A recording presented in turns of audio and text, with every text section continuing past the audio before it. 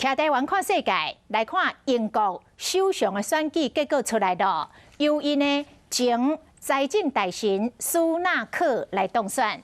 苏纳克今年42岁，是英国第一个非白人的首相，嘛是为1812年以来上届少年的首相。伊出世伫英国，老爸老母拢是印度人。伊2014年就踏入政坛，才经过短7年，就来做首相。苏纳克是到美国的斯坦福大学读硕士的时阵，甲太太来熟识、恋爱、结婚。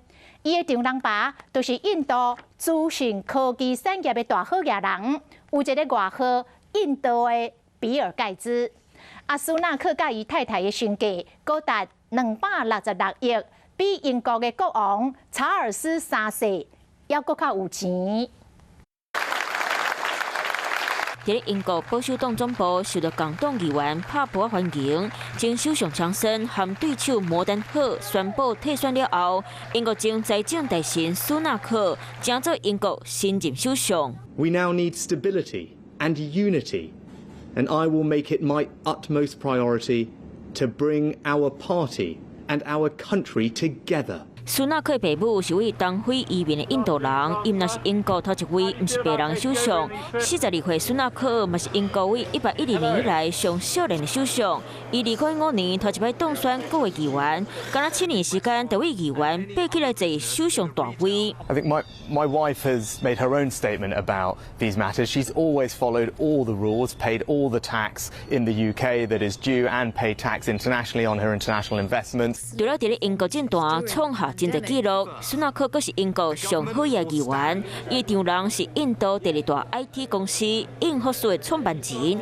英国媒体就无估计，苏纳克因翁仔某的财产就为7.3亿英镑，新台票超过260亿，比英国国王更较有钱。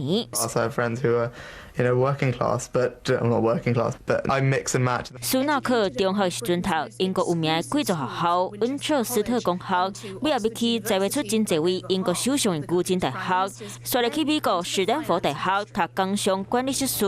出业了后，伫咧金融业捌伫咧高盛集团做，嘛正做对冲基金的合股人。尾后投身政坛了后，嘛变步青云。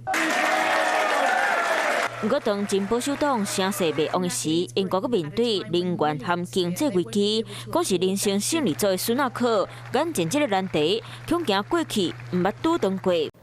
我是吴依璇，想要跟我一起看新闻吗？现在就打开华视的 YouTube 频道，按下订阅，还要开启小铃铛哦。